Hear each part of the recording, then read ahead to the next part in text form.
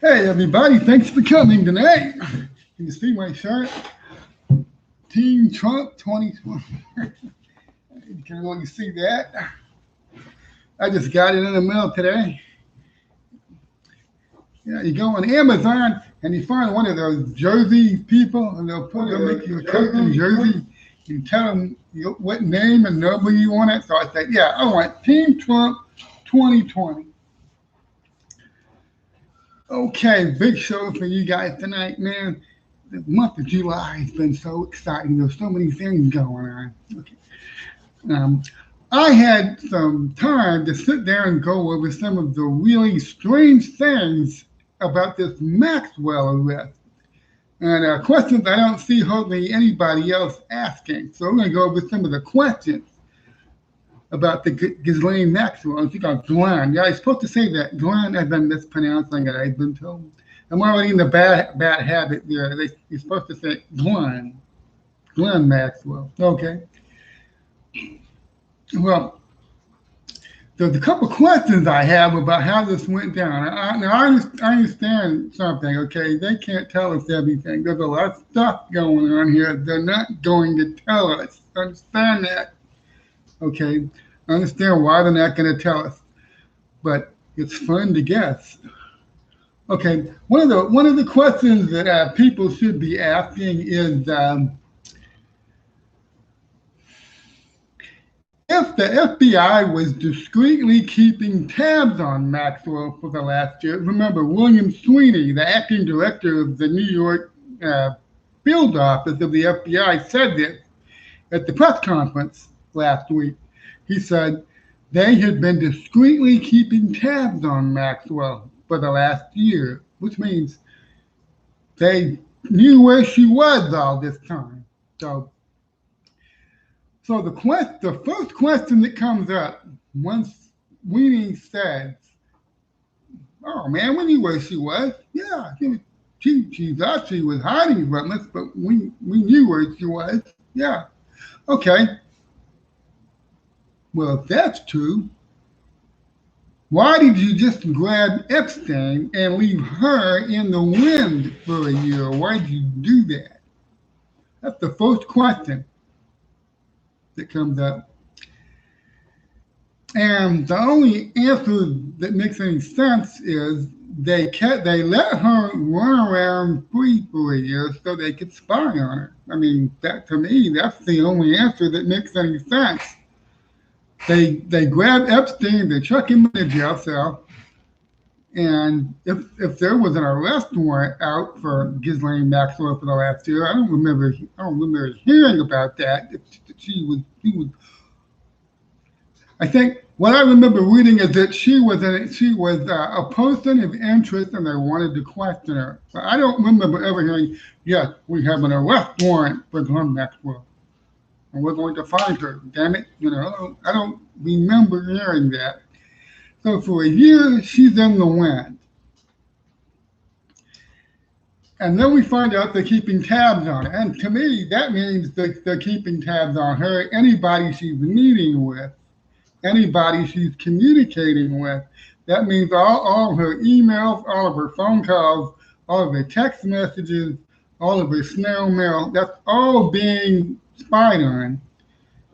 So if if I'm one of the people that's been meeting with Glenn Maxwell for the last year, and maybe I've been trying to help her hide from the authorities or whatever else she was up to in the last year. And then I hear an FBI an FBI agent say, "Oh, we knew where she was all this time." I mean, on a scale of 1 to 10, how freaked out would you be to hear the FBI say that? "Oh, we knew where she was." Yeah, she wasn't hiding from us. We knew where she was. We keeping tabs on it. We're not letting her know that we know where she is. And so, if you're one of these people that Maxwell's been meeting with, you're absolutely sweating bullets right now.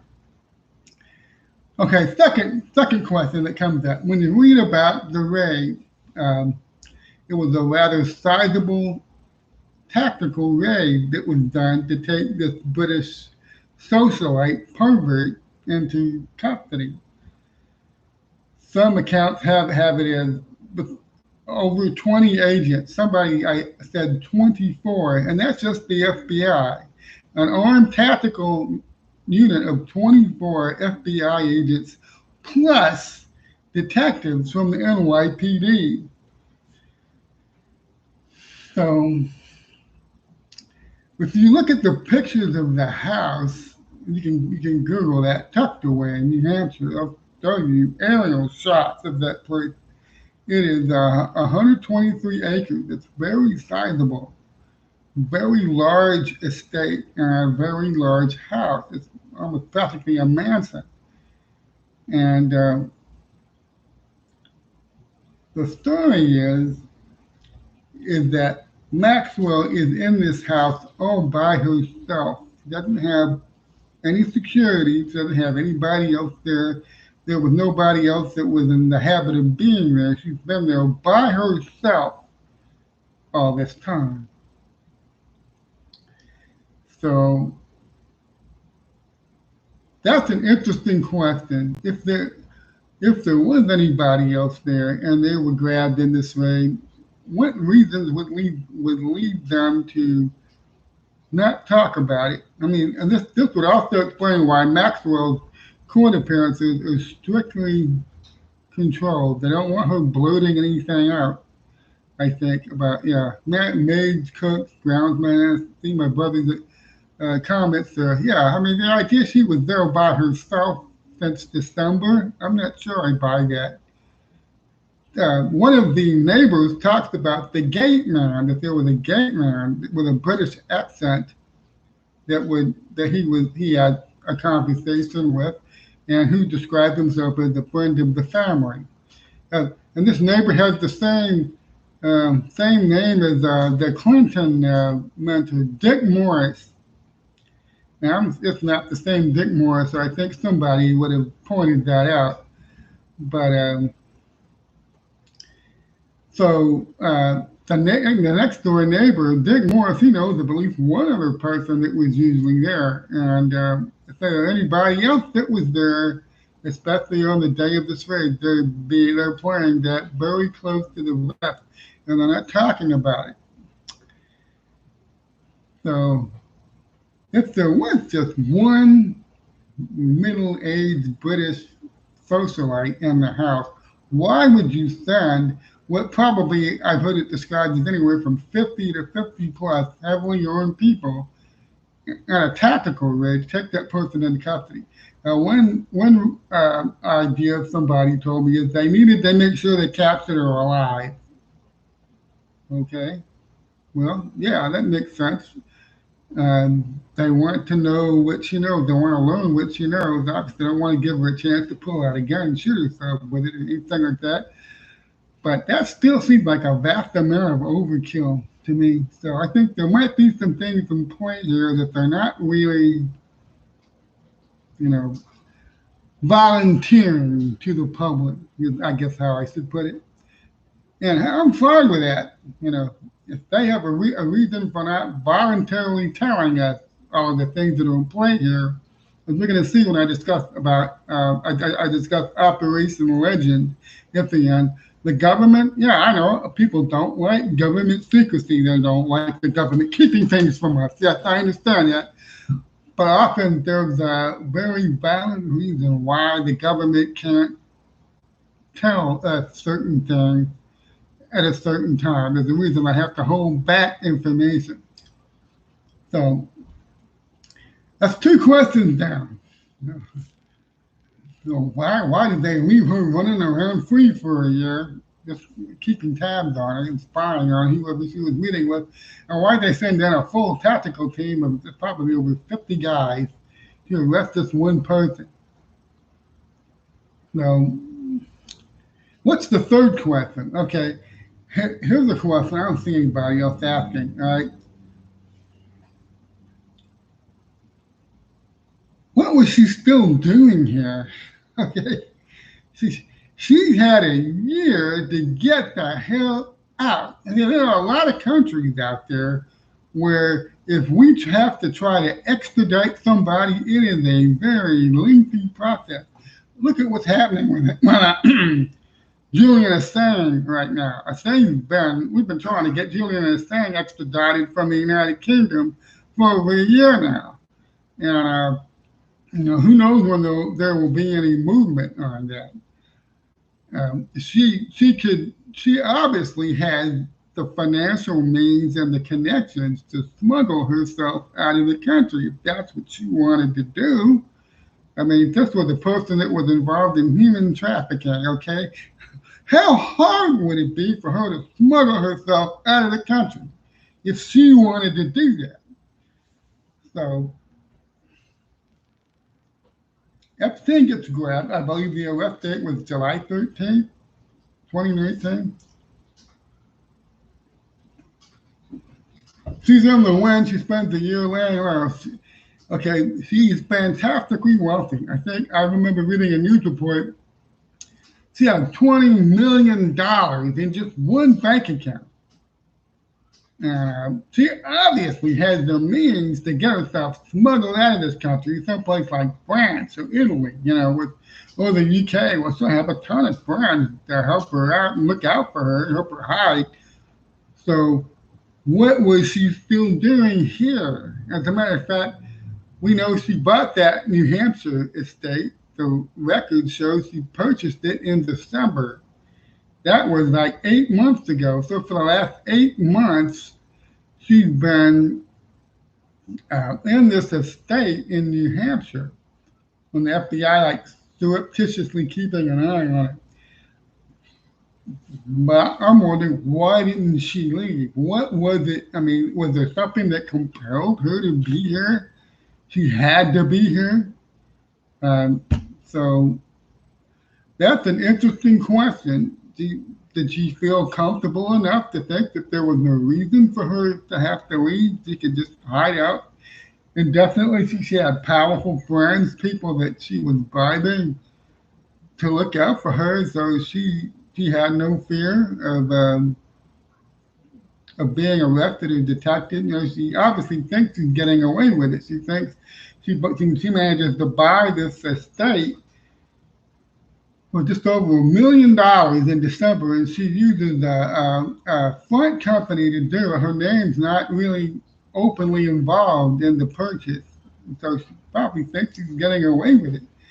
So what gives her the confidence to do this, to stay in the United States for the last year? There's no record of her having traveled in, out, and come back, And that's one thing about this whole Epstein case that just tells me that there are some real serious operators involved in this. Remember, Epstein, Jeffrey Epstein was one of the princes. I mean, this was one of the untouchable princes. This is somebody you cannot touch. He has too many friends and people that owe him favors, high places. Okay, this is the guy who can learn that ABC News is planning on doing an expose on him, and he's able to get that story killed. He finds out about it while it's still in the planning stage, and he's able to kill it.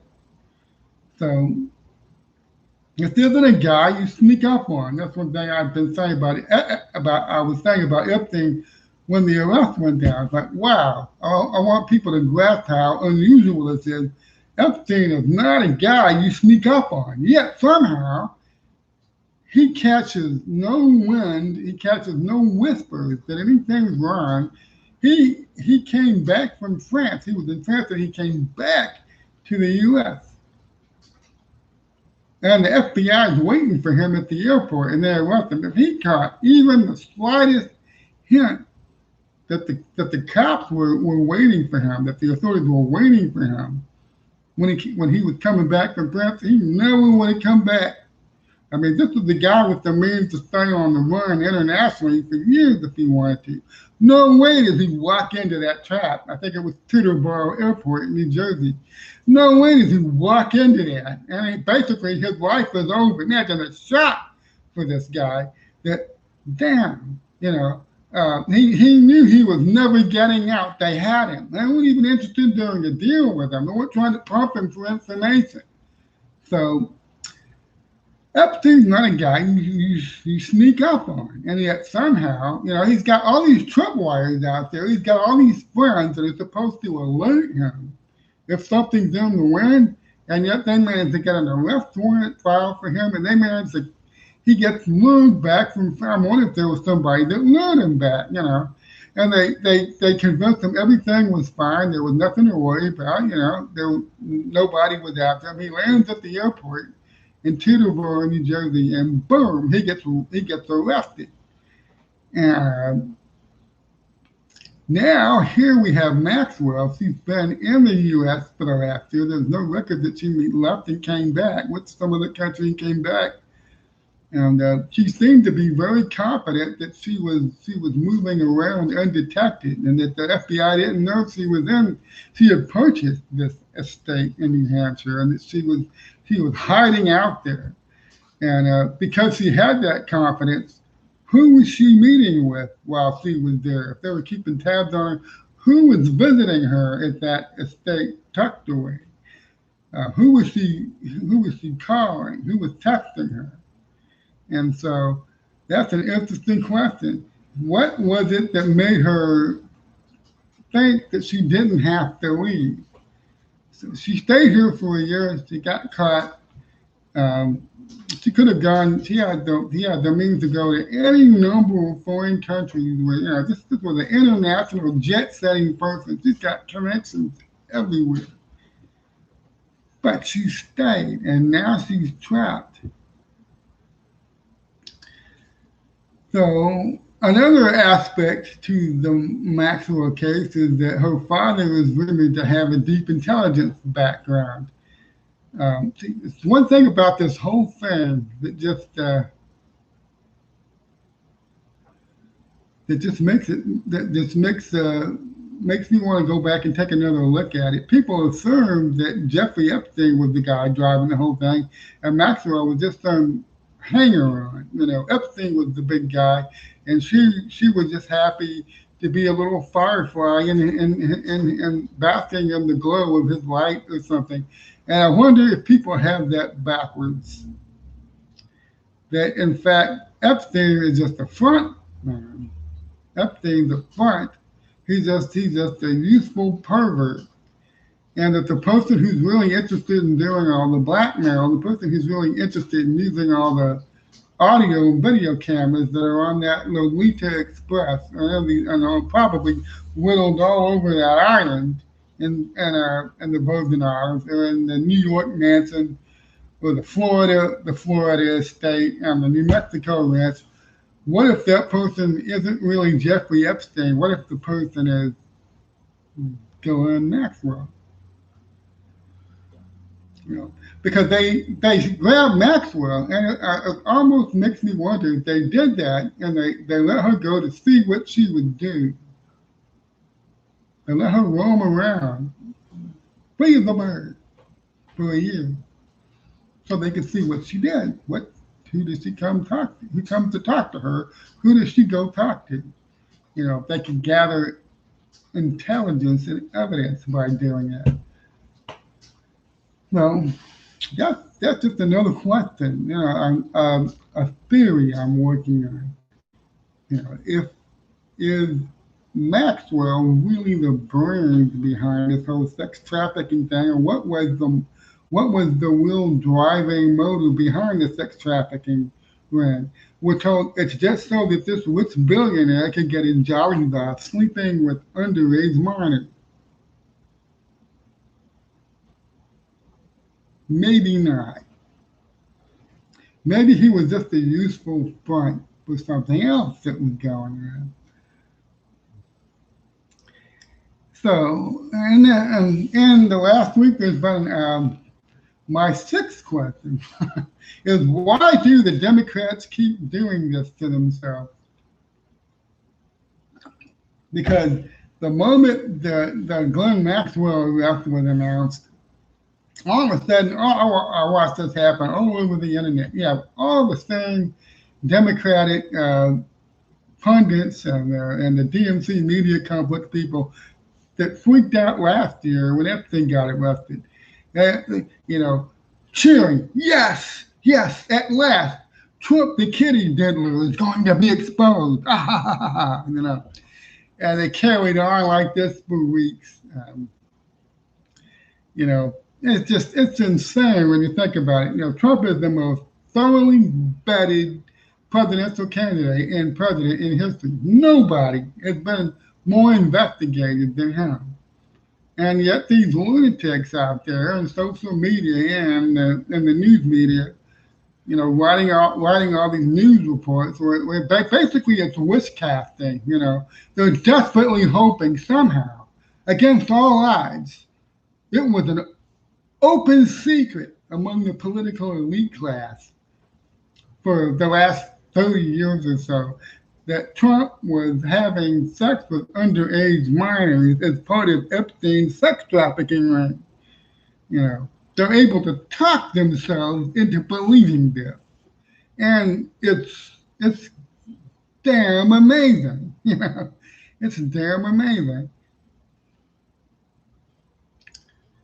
So, you know, there were open secrets about Harvey Weinstein. There were open secrets about Bill Cosby. I have a friend named Thomas Winter. He was a music journalist back in the 80s. He was hearing in the 80s at parties. People were volunteering, you know, oh, yeah, Cosby. They were talking about Cosby and the stuff Cosby was doing. So that's what you call an open secret. I mean, you even had somebody in one of those cartoons, they did something about a little kid escaping from Kevin Spacey's basement. You know, even after the Me Too thing exploded and people went back and looked, you find all this passive-aggressive discussion and jokes about Weinstein, Spacey, and Cosby and all this other stuff that was going on. Okay, but with those guys, yes, it was an open secret. There was a lot of talk. There was never any talk Trump was diddling kids. I'm sorry, guys. During the 80s and the 90s and the 2000s, there was never any talk about Trump diddling kids. All this stuff started after he ran for president. That's when it started. Just like Trump suddenly became a huge racist once he started running for president. So it's amazing watching, you know, Trump derangement syndrome just does something to somebody's brain. So a year ago, freaked out. Yes, Trump's in trouble. Yeah, and, you know, all those pictures where, you know, Trump had a peripheral relationship. That's what I'm saying that word right. Peripheral relationship with Epstein. Okay, they were casual friends for a time, and then Epstein hit on the young daughter of a Trump employee, and Trump threw his ass out of Mar-a-Lago. Okay, he threw his ass out of the resort and told him he wasn't welcome there anymore. So they got all this excitement a year ago. Yes, you know, like it was an open secret. Trump was having sex with underage minors all the time. All the people in the political elite class knew about it, but they managed to keep it quiet. But yes, now it's going to come out. A year ago this happened. Okay, then Maxwell gets arrested last week, and it was, I mean, you talk about watching history repeat itself. I mean, it was hysterically funny to me, you know. And all the same pictures of Trump with Epstein and Maxwell start making the rounds again. So all these people began talking themselves into believing this, and it's just, it's amazing. Okay, so Trump has nothing to worry about. I mean, his path is scorched earth. So many people have gone over it looking for something they can use to destroy him with, all right? So trust me on this. Trump, it is not an open secret among the political elite class that Trump was diddling kids back in the 80s and 90s, all right? It's not true. And we're just watching the same TDS sufferers set themselves up for a massive disappointment. Okay, enough of her. Yeah, that sick British pervert. Enough of her. Let's move on to the second topic for tonight, which is Judge Sullivan files for what's called an on-bank review. Now, just to set up, to make sure everybody understands what we're talking about here. Um, 2 weeks ago, a 3-judge panel made a ruling. It was a 2-to-1 ruling that the it's called the writ of mandamus that a Flynn defense attorney, Sidney Powell, had filed to have the case dismissed. This is when a writ of mandamus is when I'm not a lawyer. I have these legal terms I have to remember. When somebody who's involved in a case asked the higher court to order the lower court to dismiss the case. And at the time Sidney Powell filed that, you heard all the usual legal babble on the TV. Well, I'm not sure this is going to work. Powell's ruling throwing a Hail Mary here. No, she had an excellent case. It's obvious that Sullivan's doing something really weird here. He's doing something really out of the ordinary, really, really unusual. So I always knew that Powell was very likely to win this. Okay, but the writ of mandamus was heard by a 3-judge panel. I think there's 12 or 16. I don't even know how many judges there are on the full D.C. Court of Appeals. 12 or 16 or whatever. I suppose I should go look that up sometime. But the original case was just heard by 3. And 2 of them ruled that, yes, Judge Sullivan should dismiss the case. And so they ordered Judge Sullivan to dismiss the Flynn case 14 days ago. And so what that does is it opens the door to what's called an on-bank review. That's when either one of the participants, one of the disputants in the legal case, can request the entire Court of Appeals look at the case and make a ruling. Not just 3 of them, all of them. Okay, or 6 of the judges on the Court of Appeals themselves can agree that they want to review this. So it would move from the 3-judge panel to a hearing in front of the entire court, which would then make a ruling. Okay, so this is what happened today. Judge Sullivan had 14 days to respond to the 3-judge panel ruling that the 3-judge panel ordering him to dismiss the case. That deadline was today. And so this morning, late this afternoon, Judge Sullivan filed and he requested an on-bank review himself. So let me tell you why that's a problem. I'm gonna link a tweet here. This is a tweet from Shipwreck Crew.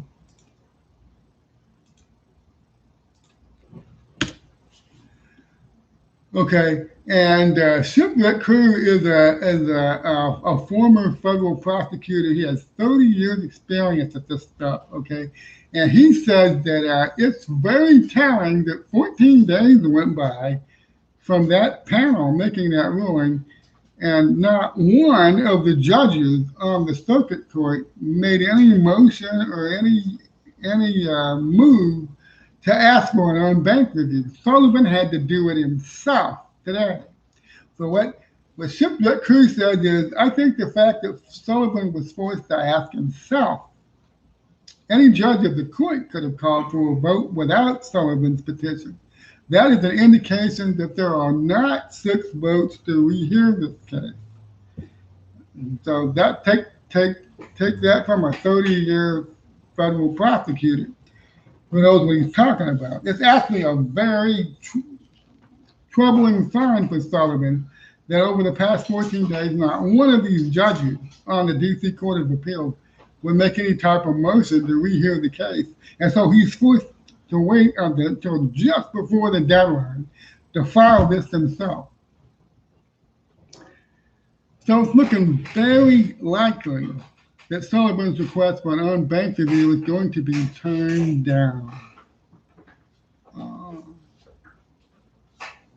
He's going to be ordered to follow the 2-1 ruling issued 2 weeks ago. That's what it looks like is going to happen. So, and here's something I don't see enough people commenting on this. Okay, you have to look at this from all the different angles. The longer Sullivan drags this out, the more time he's actually buying for the man I like to call USA Edmo. Well, got to read to it. That's U.S. Attorney for the Eastern District of Missouri. Okay, Jeffrey Jensen.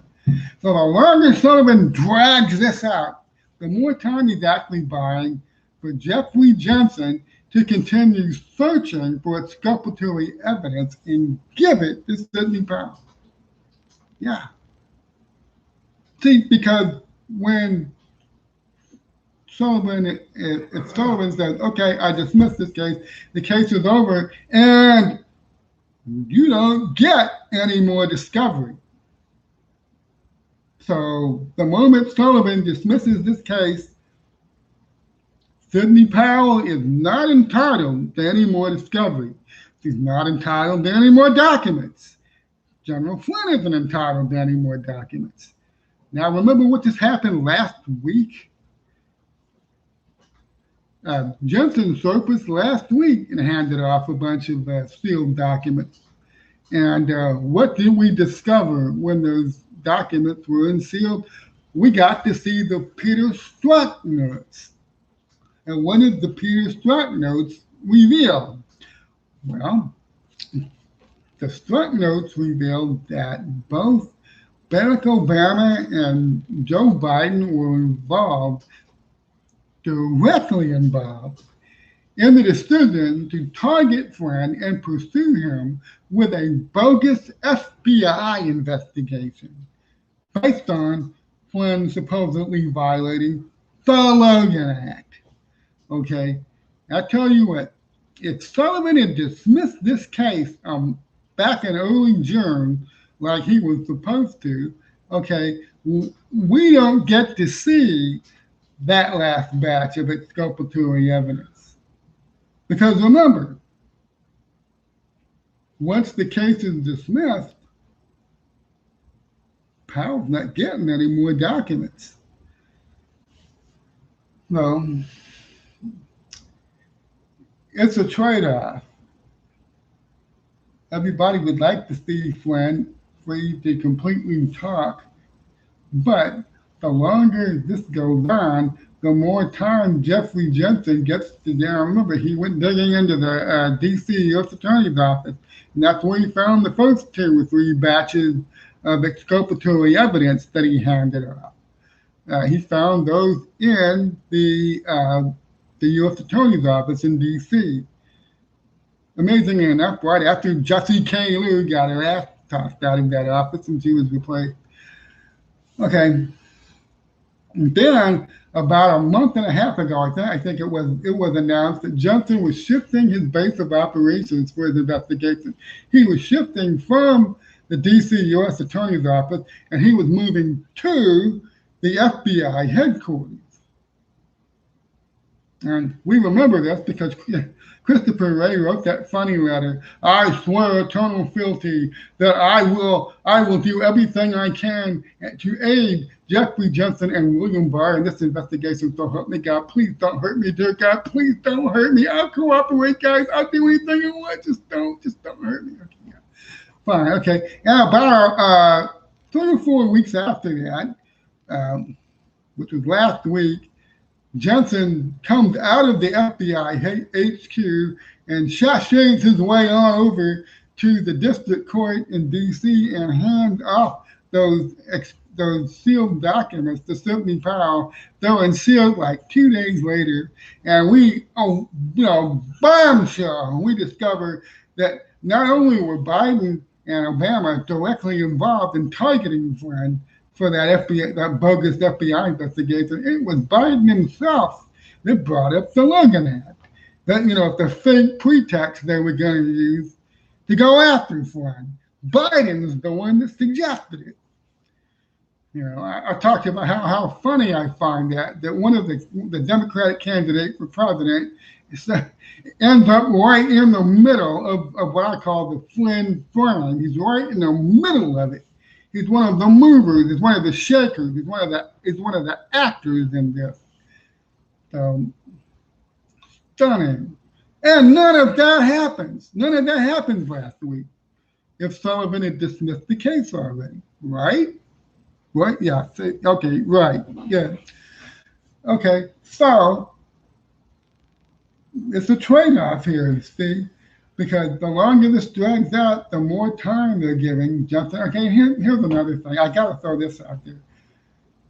I think Jensen and Barr had a lot of this stuff. They're not just finding it and then turning it over the next day. They've had this stuff for a while. It's being put out in a series, deliberately put out in a series. Blip, blip, blip, blip. Okay, they're doing it. If you go back to the first batch of documents that Jensen handed off to Powell, that was April 24th. And the first batch of documents had the pre-stat notes in it. Bill Priestap, the former head of the FBI's counterintelligence division. And remember what those notes said. That's what blew the case open, because Priestap is revealing in those notes they know they have no reason to be investigating this guy. So they're not really investigating a crime. They're looking for a reason to investigating him. So what's their goal? Catch him in a lie? Get him fired? So those were the notes that blew it open. Then came the revelation of the case agent and the field office saying, well, we've been looking for 6 months. We haven't found anything to keep this investigation of Flynn open. So I'm going to close it. And Strutt leaps in there. No, don't do that. Don't close it. And the 7th floor wants this open. So they're going to keep it open. And then the January 5th meeting happens, where they're going to find a new pretext to investigate Flynn, so they can keep going after him. So they didn't let the case agent close the Flynn case. And then last week, you see how this escalates every drop, every batch of documents escalates. The scale of this, okay. And last week, the Moab, the mother of all bomb drops, directly showing Biden and Obama, neck deep in this thing. And so I don't know whether you're aware of this, but did you know that Jensen surfaced again on Monday? Yes, he did. Jensen shows up in the district court. Pow! Psst, come on. I got some more documents for you. And he handed off 14 more documents on Monday. And right now, we're waiting for those documents to be unsealed. And usually it's only taken about the most, I think, 4 days for these documents to get unsealed. This happened on Monday. It is now Thursday, so I'm really hopeful by tomorrow afternoon, but I'm pretty sure these documents aren't going to be sealed for much longer. Okay, but remember, none of this happens if Sullivan had dismissed the case back in early June. We don't get these latest disclosures. So how long would it have taken for us to finally see those Strutt notes about Obama and Biden, working with Comey to launch a fake investigation of Trump's incoming national security advisor based on some bullshit Logan Act violations? How long would we have had to wait for that? Probably more than a year. Yeah. Probably that would not have come out. We would not have had a chance to see that evidence until the trial. And I'll tell you something. A lot of people don't really understand how this works. When the indictments are unsealed, that's only the start of the legal maneuver. That's only the beginning. People have this idea like the indictments are unsealed, the trial start a month later. Oh, I wish. So I don't know if this is going to burst your bubble, but some of these trials between the time between the indictment of Comey and McCabe and Strutt and all these other goons being unsealed and the start of their trials actually beginning could be more than a year, okay? And that may not be a popular thing to say, but I'm going to tell you the truth. It might be 2 years. We might spend most or all of Trump's second term watching the trials happen. So not just the way that's how this stuff happens. So it's not like they unseal the indictment and a month later they go on trial. That's not how it works. So that's just something that people need to remember, and they need to focus on this. If Sullivan dismisses the case in early June, then these two last document dumps by Jensen don't happen. The one that happened last week and the one that we're waiting on to be unsealed right now. So I'm hoping Sidney Powell. Now Sidney Powell is very good at when she can. She's got to be careful. She cannot violate the court's confidence in the court's rule. Sealed means sealed. So until they're unsealed, she can't say anything about it. I think the only thing that they said is that there's 14 of them. That's it. That's all they talked about. And I talked about their let me see if I said it name, Tassie Gosser and Daniel Bonte, and more struck notes from the meeting on January 24th. I think this was 25th. This was after the Flynn interview, right after the Flynn interview had happened. But they're not going to give us any specifics. They're not going to tell us anything until the court unseals these 14 documents, and then we get to see them for ourselves. So when the case ends, discovery ends. The case is still alive. So take that for what it's worth. I actually think it worked out for the best that the case stayed open because it allowed Jensen to find these crucial documents that have expanded Spygate. It gets tricky here. You see that the Spygate or Obamagate, if you want to call it Obamagate and the Flynn case are inextricably linked. They're like a great. You cannot separate them. You can't do it. They're both almost exactly the same thing. And it is amazing. The thing I want you to take away from this is the results. I'm a results guy.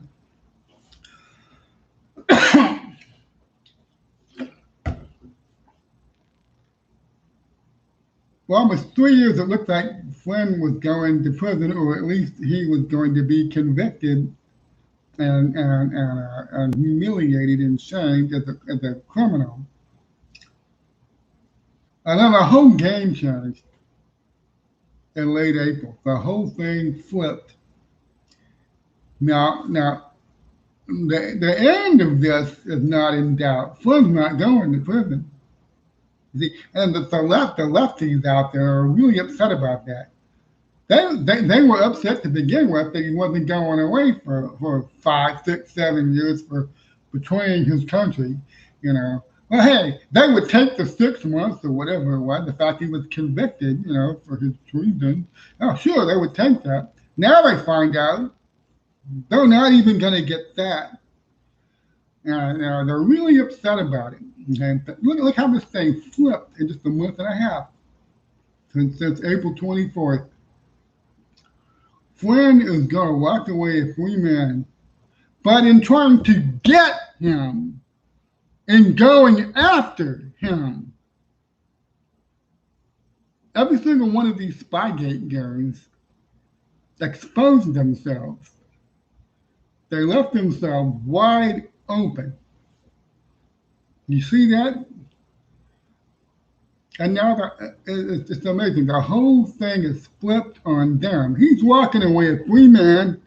They're going to prison.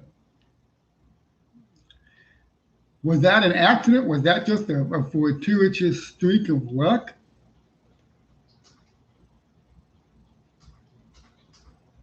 that's something to think about.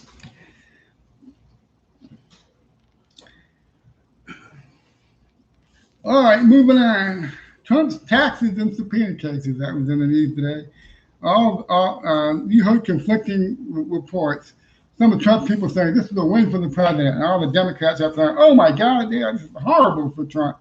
Trump had to turn over his taxes to the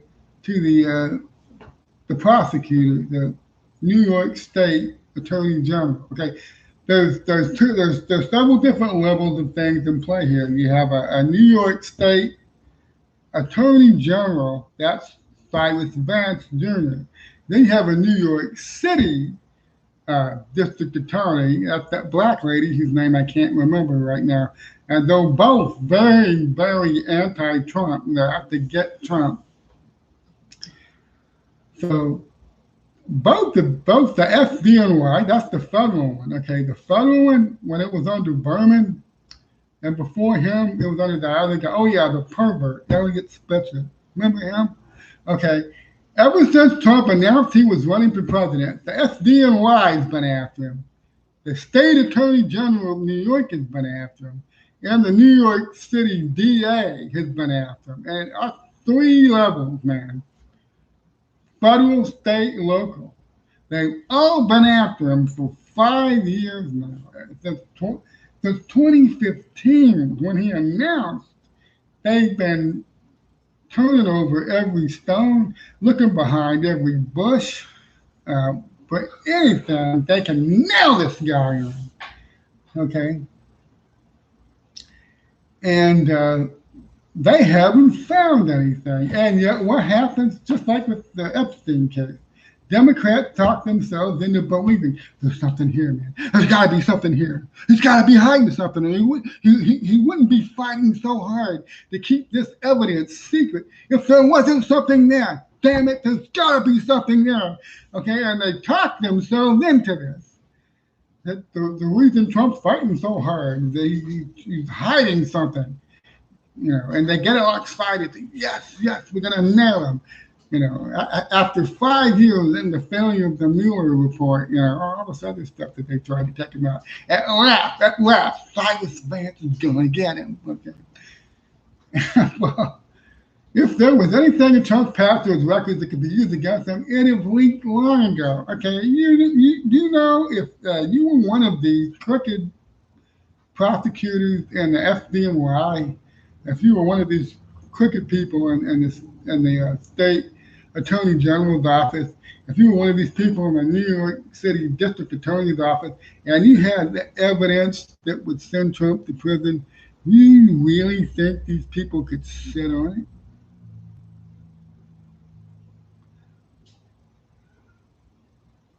I don't think so. I mean, I don't think they could sit on it. So just, you know, they did this with the Mueller investigation, remember? Okay, this is how I knew the Mueller investigation was bullshit, okay? Here's how I knew early on that the Mueller investigation was never going to find anything, okay? And especially towards the end, watching all these people in denial. You remember when people started leaving the Mueller team at the end, and they were told for years indictments were coming. Trump was going to be indicted. Don Jr. was going to be indicted. Jared Kushner, all these other people were going to be indicted inside Trump's circle because the evidence was there, and they were sitting on it. It was airtight, man, airtight security. And I'm sitting over there saying, for 2 years, that Mueller Special Counsel's office leaks like a sieve, and you're asking me to believe that they've had evidence for 2 years now that proves Trump colluded with Russians or that he committed other serious crimes that are going to lead to him being impeached, and you're telling me it hasn't leaked yet. Bullshit. Okay. Bullshit. Pardon my French. Okay, so they talk themselves into believing this. You know, I recall the years I watched people at McClatchy and the Daily Beast and CNN and MSNBC, the number of news reports they put up where their sources familiar with the matter were telling them, man, Mueller has got the goods on Trump. Trump is sitting in the White House every night, depressed in his bathrobe, watching the Gorilla Channel and drinking Diet Coke.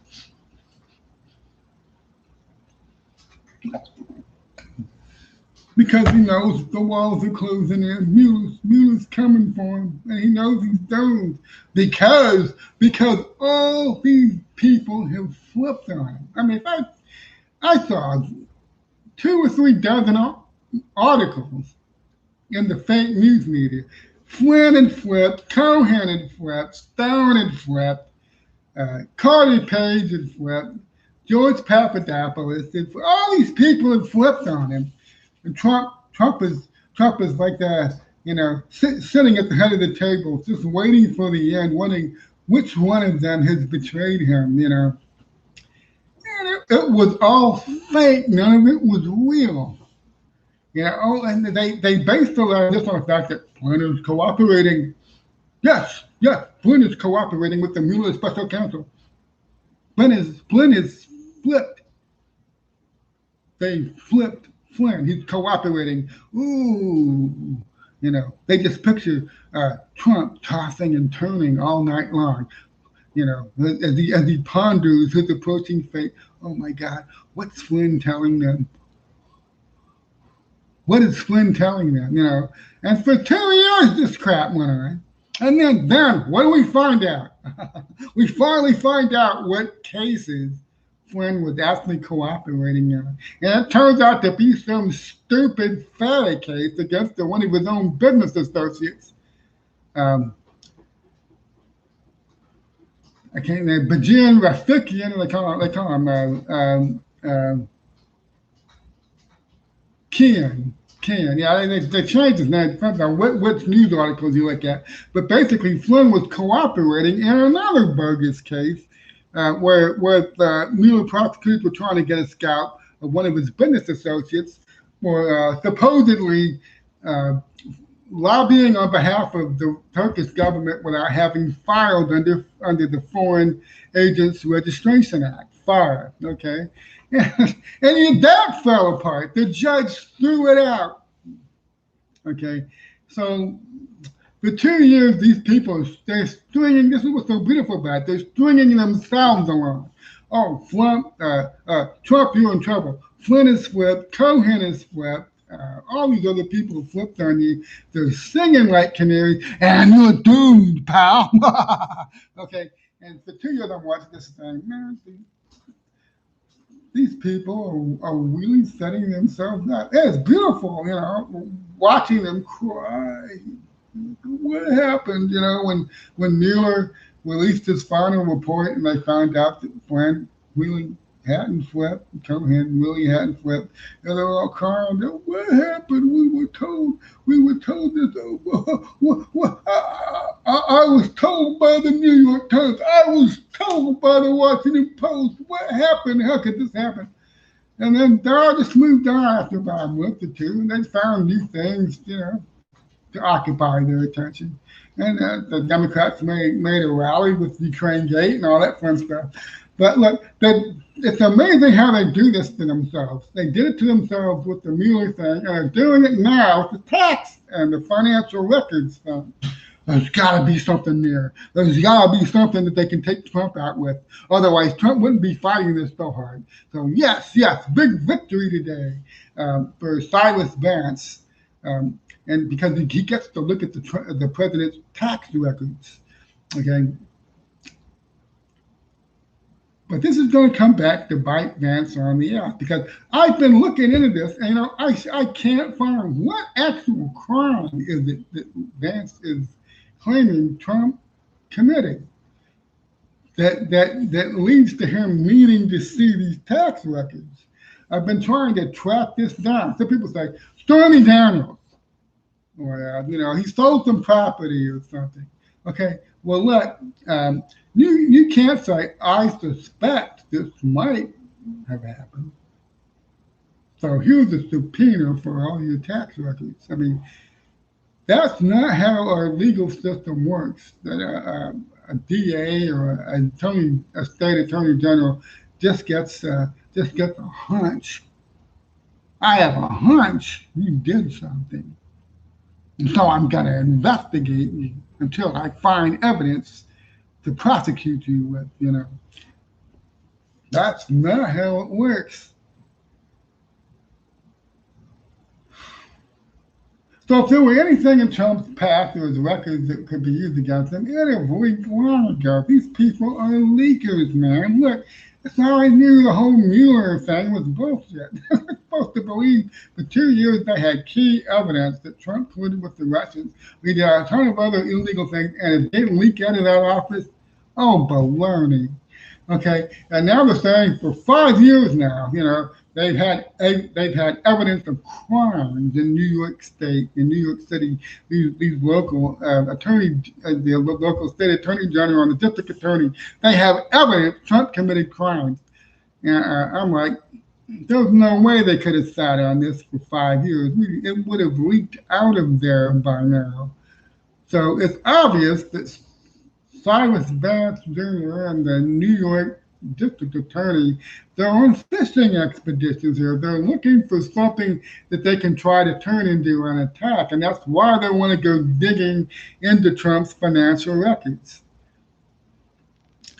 It's obvious how wrong this is. We just spent the last 2 months watching the Flynn case blow up because of the exculpatory documents to prove the government officials going after Flynn knew he hadn't done anything, and they were looking for a pretext to start a new investigation of him because the 6 month FBI investigation had turned up nothing. And so they came up with this dumbass Logan Act excuse to start all of this. And now it's completely exposed. And so if Cyrus Vance getting these records and then Trump sues him later, and it goes to the Supreme Court, I think it will come out that the court will take a look at what pretext Vance had to demand those records. What evidence of any crime did he have? If he didn't have any, then he never should have gotten these tax records, because you can't just go launching, use your official powers to go launch investigations of somebody, hoping that you can find evidence they did something wrong so you can prosecute them for that, whatever it was. That's not how it works. So Vance just can't suspect Trump did something illegal. He can't pursue tax records on a hunch. He has to have legitimate probable cause. I don't think he has it. If Trump ends up appealing this to the Supreme Court, I think he's going to win, because I don't think Vance can prove legitimate probable cause here. All right, our fourth topic of the night, Operation Legend, which was announced yesterday. I think it was Attorney General William Barr announces the launching of Operation Legend, which will begin in Kansas City. I want to focus on that. I'm posting the official Department of Justice website's link about this. I'm going to read the first paragraph for you. Okay, today, Attorney General William Barr announced the launch of Operation Legend, a sustained, systematic, and coordinated law enforcement initiative across all federal law enforcement agencies, working in conjunction with state and local law enforcement officials to fight the sudden surge of violent crime beginning in Kansas City, Missouri. Operation Legend was created as a result of President Trump's promise to assist American cities that are plagued by recent violence. Okay. So a lot of people, especially a lot of conservative pundits, have been relentlessly attacking Trump and Barr for not doing anything about the rioting and the insurrection and the violence, how these Democratic mayors and governors are essentially just sitting back and not only just defunding their police departments, but standing them down and refusing to call them a national guard. Okay, and they're basically allowing their cities and their states to fall into complete chaos. And so this, I saw this coming 2 months ago. Okay, do you think Trump is a pretty bright guy? It's even once again, this comes down to whether you trust Trump or not. There are a lot of people that say they're Trump supporters, and they pretty much think that Trump is a blithering idiot. And I encounter these people every day. I'm all for Trump, very pro Trump, but that guy, he's too bright. You know, and I bump into these people all the time on social media. They're just so flat. That's because they listen to all these media pundits on their TV telling them, okay, that their hot take for the day, because all these people are captive to the daily news cycle. They're only going to talk about what they see happening right now, what they see happening today. I'm a big picture guy. I am not a captive to the daily news cycle. The daily news cycle is irrelevant to me. I don't pay hardly any attention to it. Okay. The Operation Legend, Trump and Barr have been getting this ready for some time. Remember back in very early June, the picture of Trump that came out, and he was in what looked like an area of the White House, and there were about 100 federal agents in front of him in tactical gear. He's giving them a thumbs up. Okay, look, they have been equipping and transporting and positioning federal tactical units all over this country for the past 2 months. But they don't advertise it. Look what happened in D.C. Remember when things were getting really crazy in D.C.?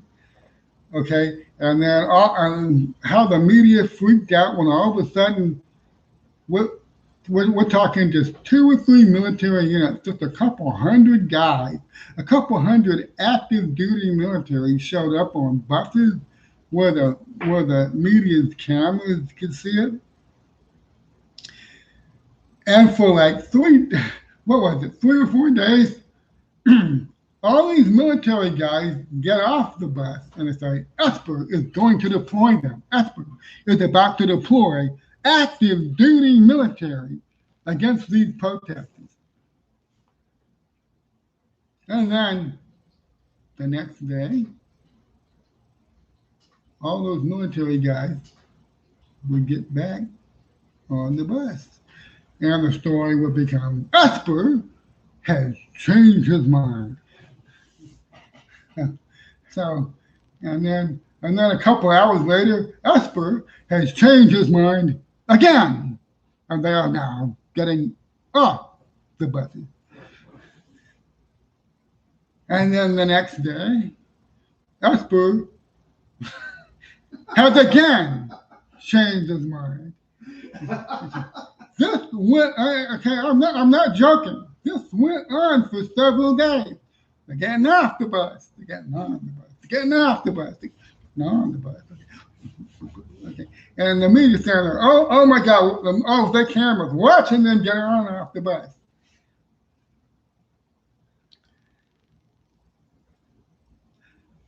And then magically, on like the 3rd or 4th day, what happened? You started seeing these DNC media networks saying, hey,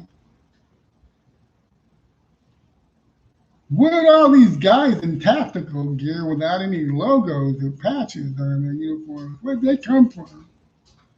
Who are these guys? Why are they here? How did they just magically appear? And you go back and look, that's what happened. They're filming these military guys getting on and off the buses for 3 or 4 days. They go, Where did these guys come from? I don't know. Maybe Trump rubbed the lamp the right way. I don't know. But they just magically appeared. You can find the tweets and the videos where this media reporter try to get these federal agents to talk. What unit you with? What department? It's like all they would say is, "I'm with the Department of Justice." That's all they'd say. They might say, "Well, I'm with the Bureau of Prisons." Couple might volunteer something, but I saw several clips. All they would say is, "I'm with the Department of Justice."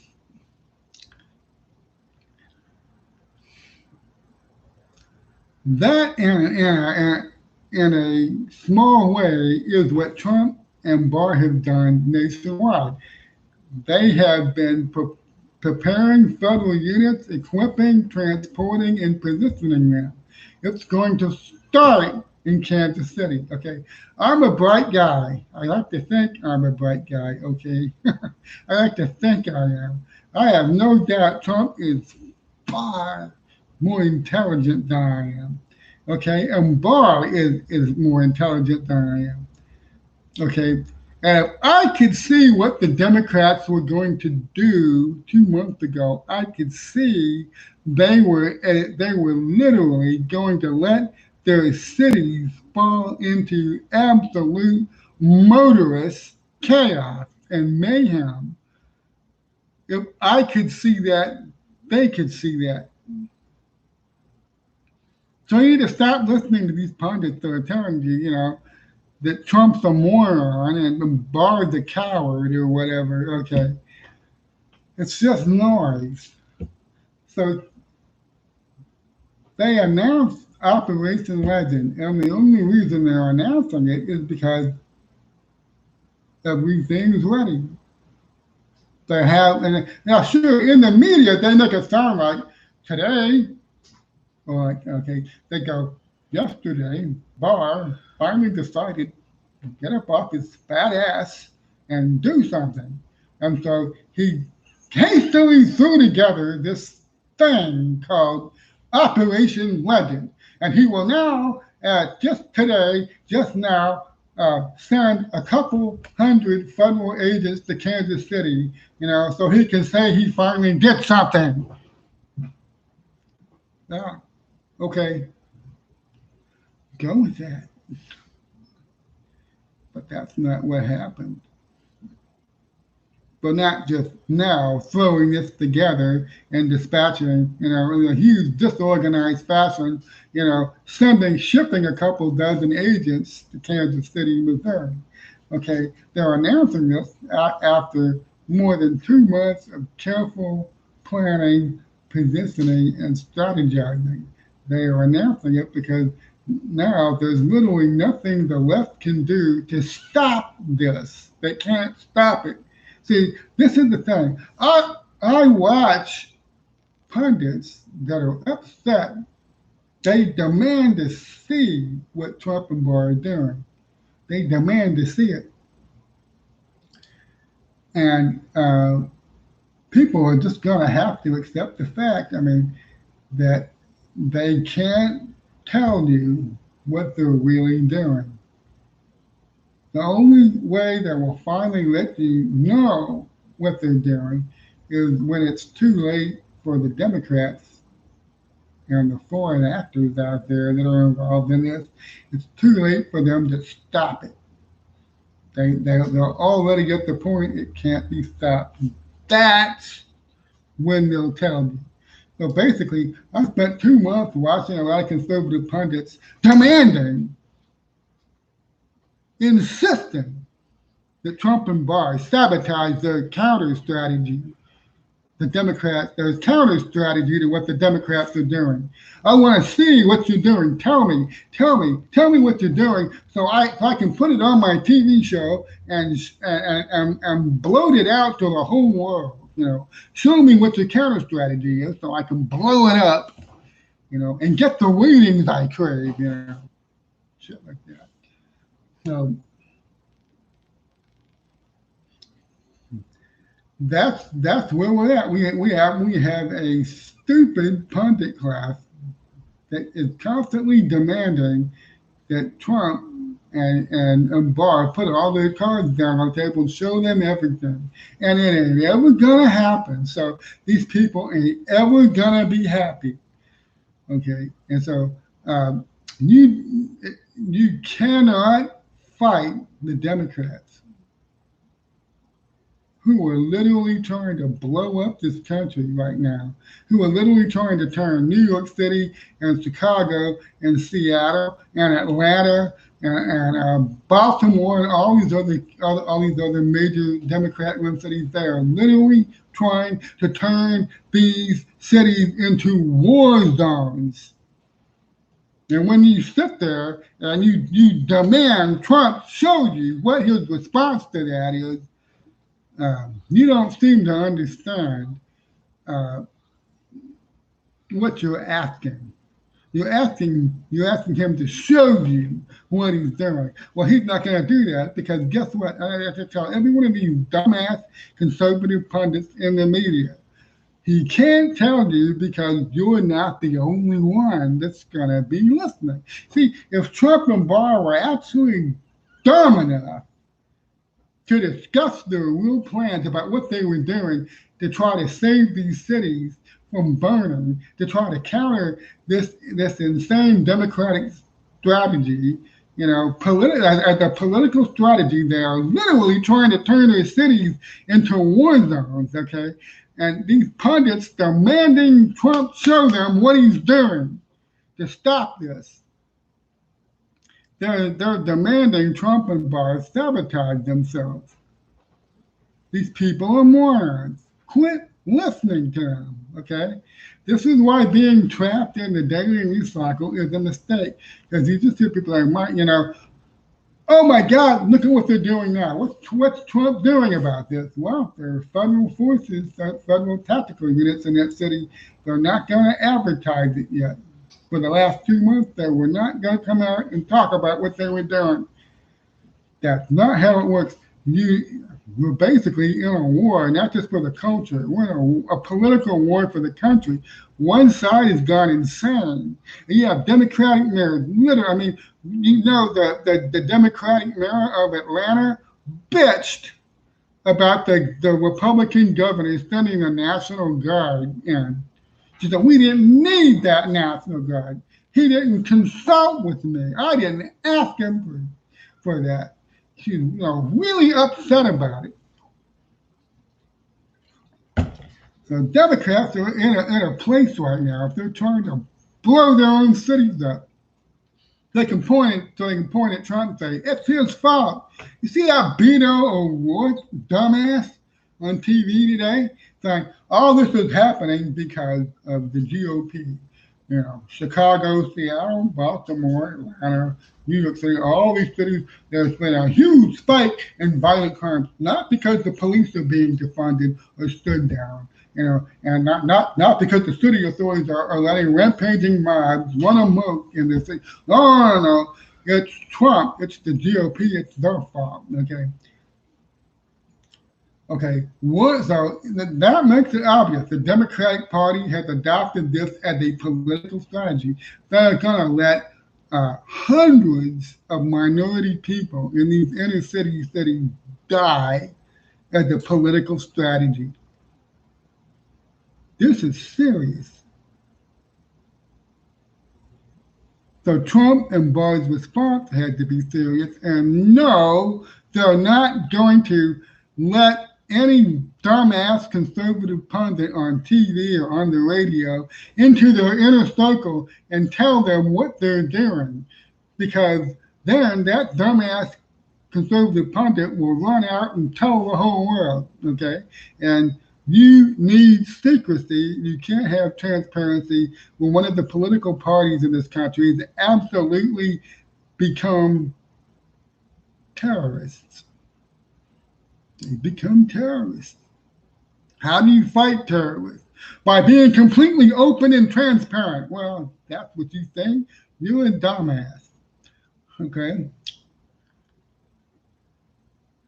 So, Operation Legend. It's going to be interesting to see how long it stays in just Kansas City or when it starts showing up in these other flashpoints across the country. In Seattle, Washington, in Baltimore, Maryland, New York City, Chicago, Atlanta, Louisville. Okay, how long will it take for the federal tactical units to begin asserting themselves in these other cities? I don't think it's going to take that long.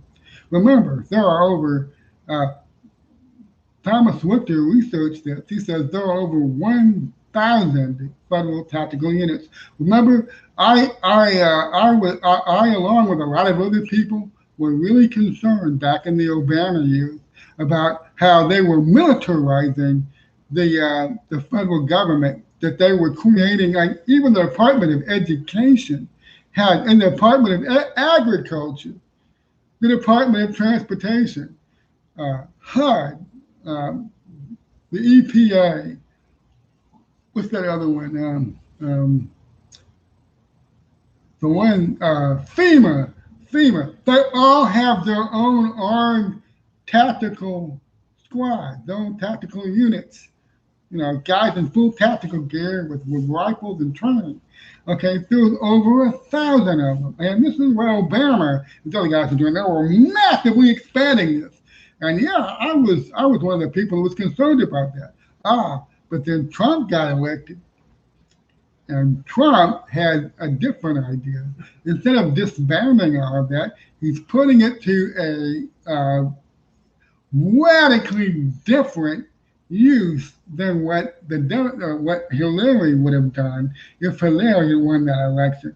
Trump is actually going to use these 1,000 tactical units. He's going to use them to implement law and order against lawless Democrats who have literally morphed themselves into terrorists and that are encouraging mayhem and death and crime in their own cities, and they're doing it for political reasons, ideological and political reasons. So, I'm not going to back off on this. Okay, there are plenty of sane people that are trapped in these blue states, and they're watching all this insanity go on for the last couple of months. And they own businesses. They go to church. They just pay their taxes and live their life. A lot of them were not even voters. They weren't even voting in the elections. And this, like I said before, this allows the tiny radical element in that city, in that state, to seize control and get their candidates on the ballot. Okay, and that's how it came to this. That's how you have so many absolute lunatics. I call them ideological lunatics. This is how you end up with a AOC, a Tlaib, a Presley, or de Blasio. This is how you end up with them in positions of power. 80% of the people that could vote just aren't even paying attention. They're not even involved. Okay, and people learned since this pandemic hit. They learned a brutal lesson. It does matter who wins your local elections. It does matter who wins the elections for your city council, your school board, your mayor, and your governor. It matters a lot, because if the wrong kind of people get that job and then a crisis happens, you're going to end up with a petty tyrant who ideologically, he does not have his head screwed on straight. We have a massive crime wave going on in New York City right now.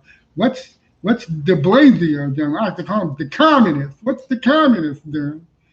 Oh, he's painting Black Lives Matters in yellow paint in front of Trump Tower. That's what he's doing. So every sane person in these cities and in these states that's been still voting Democrat or not voting at all, they've been watching all of this absolute lunacy. And it is going to have an effect. When Trump talks about the silent majority, stop telling yourself Trump doesn't know what he's talking about. Or that Kushner and Pascal don't know what they're talking about. Oh, they know what they're talking about. There are a lot of sane people in these states that are waking up. and saying, my God, my mayor is an absolute lunatic. You know, our city council is voting to defund our police department uh, uh, and disband our police department. These people are lunatics. How did this happen? Okay. And there's only one cure for this, and all these people know what it is. Starting with this next election, there had to be a sea change. There had to be a message sent to these ideological lunatics. All the 80% of the normal people that have been detached and disinterested and not participating in the elections, they have to get involved as a matter of survival. They realize now they can't sit this out.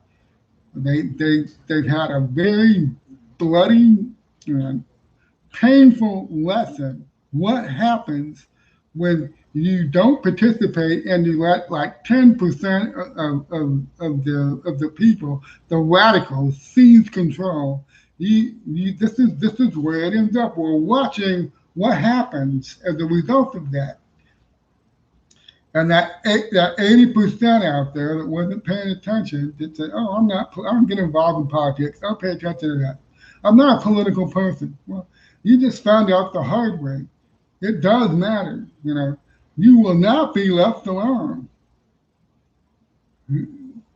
If Imagine if you're just about the most apolitical person there is. You don't read political magazines. You don't go. I'm a political junkie. I watch all the political shows. I read all the political websites. You know, but there are people out there that are not like me. They don't pay any attention to any of this stuff. They've been forced to since January. They've been forced to pay attention. How did this country get so messed up? How did so many of these useless people end up in office where they are now literally a threat to my family and myself? How did this happen? And how do we fix it? Well, that's the great thing. Trump is going to spend the next 4 months tearing these people. See, people in the red states are going to vote for him anyway. Trump doesn't really need to spend any time making a pitch to them. No, Trump's going to spend the next 4 months making the pitch to the people I'm talking about in the battlegrounds and in the blue states. That's where he's going to be making his pitch. He's going to be showing these people, I understand. I understand your panic. I understand what a bad situation you're in. You just woke up and you don't know how this happened. Okay, but we can start fixing it. All you have to do is quit voting Democrat. Vote for Republicans. Vote for me. You know, watch. You will see him starting in New Hampshire this Saturday night. He's gonna. I don't know what time the rally is. I know it's in New Hampshire. It's outdoors. Okay, this is the pitch he's gonna make. Okay, you can start fixing it now. You have to send a message to this party that has revealed that it will go to extreme radical lengths to punish their own citizens by unleashing a crime wave on their own city. You've got to punish these people. And watch him do it. And I told you when he went to Mount Rushmore, I said that was perfect. That was exactly what he needed to do. And he did it. He pulled it off beautifully. He drew that line in the sand. This is a choice election. You can choose between the Democrats, who are unleashing these mobs on their own cities, you know, trying to gain more political power through a Marxist cultural revolution, uprooting the American Revolution, or you can back me and the Republicans. And Trump made that case beautifully. He made it so beautifully, the media lost their minds and they spent the last week lying their asses off about what he said. Okay. But now it's going to enter a new phase starting in New Hampshire on Saturday. It's going to start making the pitch. New Hampshire is not a blue state. Now, remember, I told you, they're going to start saying, Trump, what's he doing in New Hampshire? What's he doing in Maine? what the hell is this guy doing in Minnesota? He's wasting his time there. That's a blue state. That's not even a battleground. That's not up for grabs. Oh, but you watch. He knows what he's doing. He knows that there are a lot of people, probably most of the population, that were not participating. They were caught by surprise. They were not engaged, and now they've woken up, and he knows exactly how to reach out to these people and what pitch to make to them. And he is an excellent salesman. He's an excellent salesman. And remember, he won in 2016 because he learned how to make a pitch to disaffected and abandoned Democrats and independents. And so, it's obvious he can do this again. So we have a lot to look forward to next week. I'll be kind of live blogging that rally when it happens on Saturday night, I think it is. Okay. So, well, we're done. That's all the notes I had. I want to thank everybody for coming out and listening to me babble for the last hour and 26 minutes. I didn't really mean to go on that long, but I'm kind of verbose. All right. Thank you all for coming out, and God bless you, and good night.